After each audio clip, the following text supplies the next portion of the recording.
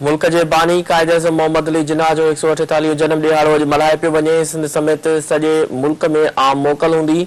मज़ार कायदे गाज़ी तब्दीली थींदी। मुख़्तलिफ़ शहरनि में तक़रीबूं थियल। सदर आसिफ अली ज़रदारी ऐं वज़ीर आज़म शहबाज शरीफ़ तरफ़ां कायदे आज़म जे जनम ॾियारे ते बेटा पेश।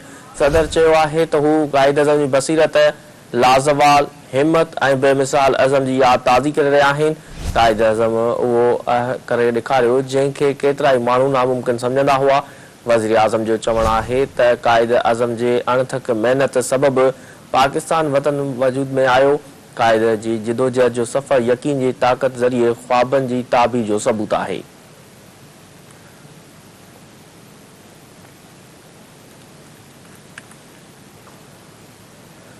पाकिस्तान समेत सॼी दुनिया में क्रिसमस जो ॾियारो मल्हाए पियो वञे। मुल्क में मसीही बिरादरीअ तरफ़ां घरनि ऐं गिरजा घरनि खे सिंगारियो वियो।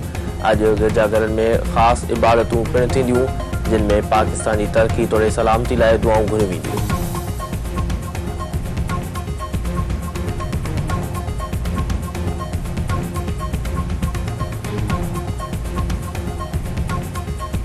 वज़ीर आज़म शहबाज शरीफ़ मीज़ाइल प्रोग्राम बाबति अमरीकी पाबंदियूं रद्द करे छॾियूं। संदसि चवणु आहे त मीज़ाइल प्रोग्राम दिफ़ा लाइ आहे। अमरीकी पाबंदियुनि जो को बि जवाज़ नाहे ऐं खेनि क़बूल नाहिनि। पाकिस्तान पंहिंजो दिफ़ा मज़बूत कंदो रहंदो। दहशतगर्दी जे वाक़िअनि में इज़ाफ़ो थियो आहे। दहशतगर्दनि जे हिक हमले में 17 जवान शहीद थिया। दहशतगर्दनि सां जमी मुक़ाबिलो कयो पियो वञे। तहरीक इंसाफ़ सां ॻाल्हियुनि जो मक़सदु ज़ाती मफ़ादनि खे क़ौमी मफ़ादनि जी मातहत करणु आहे। क़ौमी मफ़ाद साम्हूं रखे ॻाल्हियूं थियूं त क़ौमी ॿधीअ में इज़ाफ़ो थींदो। मुल्की मफ़ाद में फ़ैसिला करण सां मईशत वधीक मज़बूत थींदी।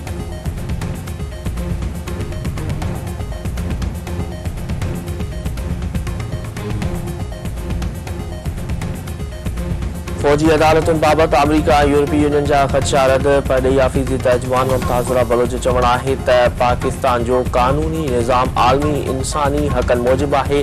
कानून में शहरी ऐं सियासी हक़नि जे आलमी मुआहिदे जूं शिकूं बि शामिल आहिनि। पाकिस्तानी कानून में आला अदलिया ज़रिए अदालती नज़रसानी जी गुंजाइश मौजूदु आहे। कानून में इंसानी हक़नि, बुनियादी आज़ादियुनि खे हथी ॾियणु ऐं हिफ़ाज़त जी ज़मानत मिलियल आहे।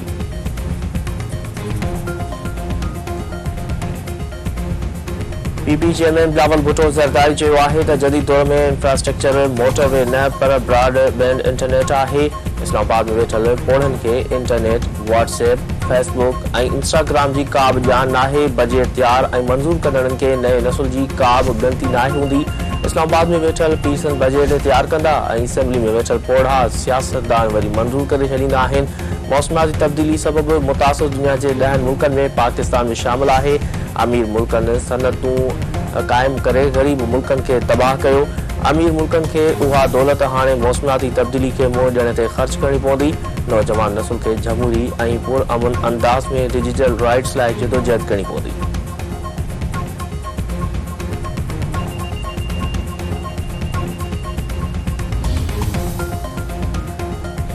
पीपी शहीद भुट्टो जो बानी शहीद मीर मुर्ज़ा भुट्टो जो फर्ज़ंद ज़ुल्फ़कार अली भुट्टो जूनियर सिंधु दरिया मां केनाल कढण जे मंसूबे खे सिंध जे क़त्लेआम जो मंसूबो करार ॾेई छॾियो।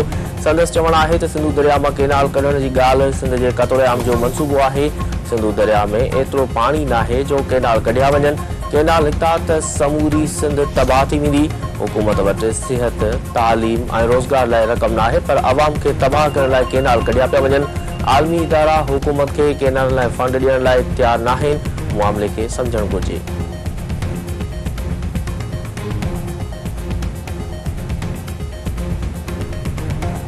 पीरगोट भरिसां सोलंगी नारे जा धुरनि में पुराणी तकरार तां 5 ॼणा क़तल। ॻोठ गागड़ी में पुराणी तकरार तां 5 ॼणा गोलियुनि जो ख़ाज। माजवेलनि में नारे जा बिरादरी जा 3 ऐं सोलंगी बिरादरी जा 2 ॼणा शामिल।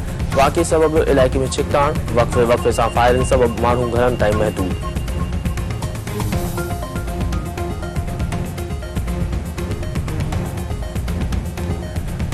भेड़िया रोड भरिसां नौजवान हथियारबंदनि तां अगवा। हथियारबंद बनीअ तां 2 सोटनि खे अखियूं, हथ ऐं पेर ॿधी खणी विया। थोरे फ़ासिले ते हथियारबंदनि आमिर मलिक खे वण सां ॿधी छॾियो। ॾोहारी ज़ीशान मलिक खे अगवा करे विया। नौजवान जे अगवा जो इतलाउ मिलण ते ॻोठाणा हथियारबंदनि जे पुठियां रवाना।